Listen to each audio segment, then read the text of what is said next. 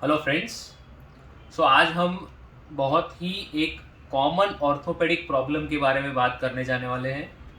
वो है osteo arthritis of the knees, यानी कि घुटनों का घिसाव। और इसके बारे में हमें ज़्यादा जानकारी देने के लिए हमारे साथ हैं डॉक्टर मौनिल, जो orthopaedic and joint replacement surgeon है। नमस्कार, मैं doctor Monil Nayak, orthopaedic and joint replacement surgeon आपके साथ में ऑस्टियोआर्थराइटिस के बारे में कुछ इन्फॉर्मेशन शेयर करना चाहूँगा। तो दोस्तों, ऐसा है कि ऑस्टियोआर्थराइटिस मतलब घुटने का दर्द और घिसाव। ये मिडिल एज के बाद होने वाली एक समस्या है जो ख़ास तौर से फीमेल में ज़्यादा प्रिवलेंट है एज़ कम्पेयर टू मेल्स। इसके कई कारण हैं घुटनों के दर्द के, पर मोस्ट कॉमन इसका जो कॉज है वो एज रिलेटेड आर्थराइटिस मतलब उम्र की वजह से होने वाले घिसाव के कारण होने वाला दर्द ऐसा है।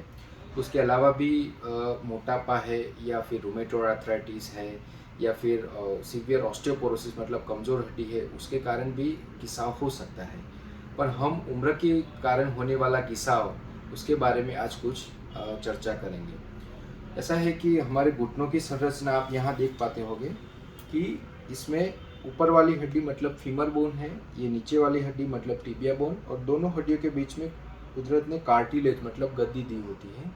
ये गद्दी रबर जैसी सॉफ्ट होती है और उसकी जो सतह होती है वो चिकनाई वाली और लिसी होती है, जिसके कारण हम नीचे उठते बैठते कुछ भी कार्य करें तो घुटना अच्छी तरह से मुड़ पाता है। उसके अलावा भी दोनों हड्डियों के बीच में मेनिस्कस होती है जिसका शॉक एब्जॉर्बेंट का काम है, जिसके कारण क्या होता है कि झर्क नहीं लगते हम उठते बैठते दौड़ते भागते हैं। तो ये गद्दी में उम्र की वजह से घिसाव होता है। जैसे उम्र की वजह से वेर एंड टेयर के कारण हमारे बाल सफ़ेद होना या आँख में मोतिया बिंदु आना वो नॉर्मल चीज़ है। किसी को जल्दी हो सकता है या किसी को लेट भी हो सकता है। उसी हिसाब से उम्र की वजह से सामान्य तौर से 45-50 की उम्र होती है, उसके बाद घिसाव की शुरुआत होती है। शुरुआती दौर में घिसाव में आप यहाँ देख पाते होगे कि ये कार्टिलेज है दोनों हड्डियों के बीच में, वो एकदम स्मूथ होती है, पर कार्टिलेज की क्वालिटी में चेंज होता है। फिर धीरे धीरे कार्टिलेज में स्टेज 2 में आते हैं, तब छोटे छोटे छाले पड़ने की शुरुआत होती है। जैसे मुंह में छाले पड़ते हैं उसी हिसाब से ये कार्टिलेज पे छाले पड़ते हैं।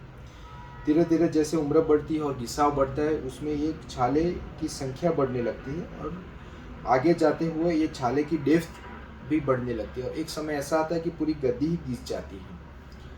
तो ये एक्सरे चेंजेस भी ऐसे दिखते हैं, जिसमें नॉर्मल गद्दी होती है, जिसमें क्या होता है कि दोनों हड्डियों के बीच में ऐसी जगह आती है, क्योंकि जो गद्दी होती है वो सॉफ्ट होती है, तो एक्सरे में हम पकड़ नहीं पाते उसको, तो उसके कारण उसमें जगह आती है। तो अंदर और बाहर मतलब मीडियल कंपार्टमेंट और लेटरल कंपार्टमेंट दोनों में ऐसी समान जगह आनी चाहिए। धीरे धीरे ये जगह कम होनी चालू होती है, क्योंकि जैसे घिसाव बढ़ता है तो जो गद्दी की थिकनेस होती है वो कम होती है।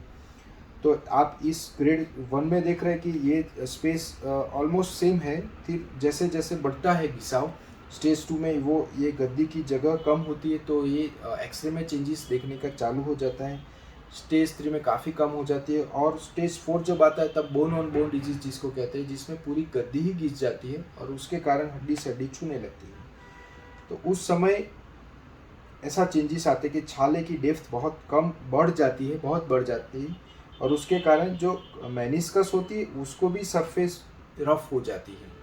तो ये जैसे स्मूथ मेनिस्कस सरफेस है, वो उसकी सतह ऐसे छाले वाली हो जाती है, और रफ होने के कारण हमारी नी मोशन में मतलब घुटने मोड़ते हैं सीधे करते हैं, तब बीच में मेनिस्कस आती है और उसके कारण दर्द होता है और रुकावट भी होती है। और एंड में ऐसा हो जाता है कि जैसे मानसून के सीज़न में रोड जैसे टूट जाता है, ख़राब हो जाता है, उसी हिसाब से ये गद्दी भी सरफेस एकदम रफन हो जाती है। तो क्या होता है कि हम जब ऐसे बैठे हुए हैं तो पैर ऐसा मुड़ा हुआ है, तो अभी कुछ नहीं होगा क्योंकि छाले इधर पड़े हुए हैं। जैसे खड़े होके चलते हैं तो हड्डी से हड्डी टकराती है, क्योंकि बीच वाली गद्दी घिस गई है। तो खास तौर से उस समय चलते समय और घुटनों के अंदर के भाग में दर्द होता है, पैर हमारे तिरछे लगते हैं, नीचे नहीं बैठ पाते, खड़े होने में दिक्कत होती है, सीढ़ियाँ चढ़ने उतरने में दिक्कत होती है, चलने की स्पीड कम हो जाती है और चलने का डिस्टेंस भी कम हो जाता है। कई बार घुटनों पे सूजन आता है, ये सब होता है, या फिर कटकट सी आवाज़ आती है घुटनों में, ऐसा भी हो सकता है। तो दोस्तों ये घुटनों के आर्थराइटिस में ये सब चेंजेस होता है और उसके कारण हमारे लाइफस्टाइल में भी काफ़ी चेंजेस आते हैं। जैसे हम पहले जो दौड़ा भागी कर पाते थे वो अभी नहीं कर पाते और उसके कारण मेंटली भी इफ़ेक्ट होती है, क्योंकि हमारे लाइफस्टाइल में काफ़ी सारी लिमिटेशन आ जाती है। रूटीन वर्क में भी, बाहर जाने में या कुछ भी नई एक्टिविटी करने में, गेस्ट को संभालने में, सभी एक्टिविटी में लिमिटेशन आ जाने के कारण हमारे मेंटल वर्कआउट भी अच्छी तरह से नहीं हो पाता। तो ये सब चेंजेस हमारे लाइफस्टाइल में घुटनों के घिसाव के कारण होते हैं। अब बात रही ट्रीटमेंट ऑप्शन।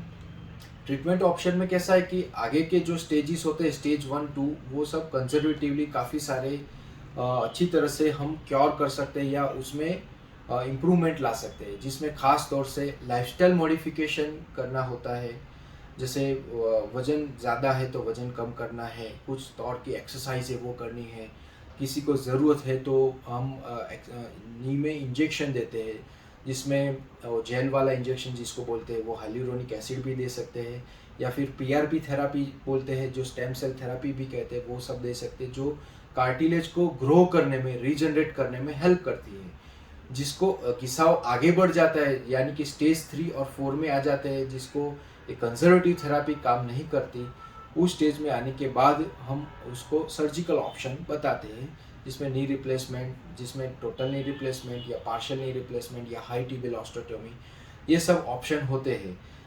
तो ये सब ट्रीटमेंट की मॉडलिटी किस में क्या सूटेबल है और किससे कितना फ़ायदा होगा, ये हम आगे के वीडियो में देखेंगे।